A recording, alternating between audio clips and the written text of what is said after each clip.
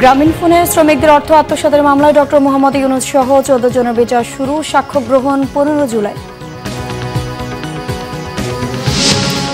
ঢাকা দক্ষিণে 24 ঘন্টার মধ্যে কোরবানির বর্জ্য অপসারণ করা হবে জানালেন মেয়র তাপস। 2 দিনের মধ্যে কোরবানি শেষ করতে নগরবাসীকে আহ্বান। দেখছিলেন বিআরবি কেবল সংবাদ শিরোনাম, এবার বিস্তারিত। গ্রামীণ টেলিকমের শ্রমিকদের 26 কোটি টাকা আত্মসাতের অভিযোগে মামলার নোবেলজয়ী ডক্টর মোহাম্মদ ইউনূস সহ 14 জনের আনুষ্ঠানিক বিচার শুরু হয়েছে। বিশেষ জজ আদালতে আজ ডক্টর ইউনূস সহ 14 জনের বিরুদ্ধে এই মামলায় চার্জ গঠনের আদেশ দেন বিচারক। এ বিষয়ে সাক্ষ্য গ্রহণের জন্য 15 জুলাই দিন ধার্য করা হয়েছে। ডক্টর ইউনূস সহ 14 আসামি এ সময় আদালতে উপস্থিত ছিলেন। নিজেদের নির্দোষ দাবি করেছেন আসামিরা। এর আগে গত 1 ফেব্রুয়ারি এ মামলায় ডক্টর ইউনূস সহ 14 জনের বিরুদ্ধে আদালতে চার্জশিট দাখিল করেন মামলার তদন্ত কর্মকর্তা দুদকের উপপরিচালক গুলশান আনোয়ার প্রধান। গত 2 জুন আসামিদের অব্যাহতির বিষয়ে শুনানি শেষ হয়। শুনানি শেষে আদালত চার্জ গঠনের বিষয়ে আদেশের জন্য আজকের দিন ধার্য করে। 24 ঘন্টার মধ্যে ঢাকা দক্ষিণ সিটির কোরবানির বর্জ্য অপসারণ করা হবে বলে জানিয়েছেন দক্ষিণের মেয়র ব্যারিস্টার শেখ ফজলে নূর তাপস। ঈদুল আজহায় জামাতের প্রস্তুতি দেখতে জাতীয় ঈদগাহ ময়দানে গিয়ে মেয়র তাপস একথা জানান। তিনি বলেন, 16 জুনের মধ্যে জাতীয় ঈদগাহে সব প্রস্তুতি সম্পন্ন হবে। ভারী বৃষ্টিপাতের বিষয়ে বিবেচনা করেই মাঠ প্রস্তুত করা হচ্ছে বলে জানান তিনি। বৃষ্টি হলেও এবার যাতে পানি জমে না থাকে সে বিষয়ে প্রস্তুতি রাখা হয়েছে। মেয়র বলেন, কোরবানির ঈদের দিন 2টা থেকে শুরু হবে বর্জ্য সরানোর কাজ। এবছর নতুন 35টি ডাম্পিং গাড়ি সংযুক্ত করা হয়েছে, তাই আগের চেয়ে দ্রুত ও সহজে বর্জ্য পরিষ্কার করা সম্ভব হবে বলেও আশা করছেন মেয়র শেখ ফজলে নূর তাপস। ঈদের প্রথম 2 দিনের মধ্যে কোরবানি শেষ করতে নগরবাসীর প্রতি আহ্বানও জানান ঢাকা দক্ষিণ সিটি কর্পোরেশনের মেয়র ব্যারিস্টার শেখ ফজলে নূর তাপস। এবারের প্রস্তাবিত বাজেটে কৃষি নির্ভর রংপুর অঞ্চলের জন্য আলাদা বরাদ্দ না পেয়ে হতাশ সাধারণ মানুষ। অভিযোগ, কৃষি শিক্ষা ও তিস্তাকে ঘিরে প্রত্যাশার কিছুই পাননি তারা। ন্যূনতম বরাদ্দ না থাকায় হতাশ হয়ে উত্তরের কৃষক নেতারা বাজেট প্রত্যাখ্যান করেছেন। আর ব্যবসায়ীদের অভিযোগ, সঠিক নেতৃত্বের অভাবেই তারা বৈষম্যের শিকার হচ্ছেন। রংপুর থেকে জুয়েল আহমদের রিপোর্ট। কৃষি সমৃদ্ধ অঞ্চল রংপুর, সবুজের উপর ভর করে নিরন্তর এগিয়ে যাওয়ার চেষ্টা এখানকার কৃষকদের। বাজেট নিয়ে মাথা ব্যথা নেই উত্তরের প্রান্তিক মানুষের।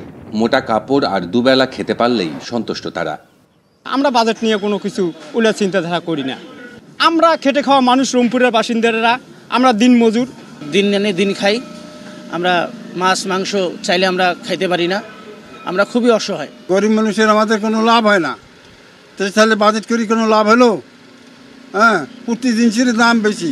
সরকার যে বাজেট করে, বাজেট করে উপকার কি হয়? কিছু তো উপকার হয় না। আমাদের গরিব মানুষের তো এসব দিয়ে কাজে লাগে না। এই বাজেটের তো আমাদের দরকার নেই। আমাদের দরকার হলো গরিব মানুষ বাঁচবে এরকম বাজেট করা উচিত, দেশের মানুষ বাঁচবে এরকম বাজেট করা উচিত। কৃষিকে বাঁচানোর আকুতি এ অঞ্চলের মানুষের। সরকারের কাছে কৃষিবান্ধব বাজেট চায় কৃষক। ন্যূনতম বরাদ্দ না পেয়ে হতাশ কৃষক নেতারা। 15-20 বছর থেকে বাজেট দেয়, কিন্তু রংপুরের জন্য আলাদা কোনো বাজেট রাখে না। এখানে যে অর্থনৈতিক অঞ্চল যে কয়টি আছে রংপুর দিনাজপুরে, সেখানে কোনো বরাদ্দ রাখা হয়নি। এই অঞ্চলের নদী ভাঙ্গন রক্ষা করার জন্য, সম্পদ রক্ষা করার জন্য আর কৃষিকে রক্ষা করার জন্য পানিকে ধরে রেখে যে বিকল্প ব্যবস্থার কথা সমীক্ষা হলো, সেইখানে আমরা বলেছি এখানে একবারে 12,000 কোটি টাকা লাগবে না, ফেজ বাই ফেজ। এখানে কিন্তু এক ফেজেরও কোনো টাকা বরাদ্দ করা হয়নি। তাহলে এই বাজেট উত্তরাঞ্চলের মানুষকে হতাশার সাগরে ডুবিয়েছে।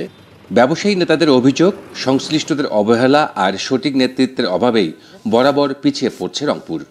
জাতীয় সংসদ সদস্য যিনি এই এলাকার 3 আসনের, তা ওনার উচিত ছিল যে ছাত্র, রাজনীতিবিদ, ব্যবসায়ী, চিকিৎসক এবং সবাইকে নিয়ে, মেয়রকে নিয়ে একটি মত বিনিময় সভা করা দরকার।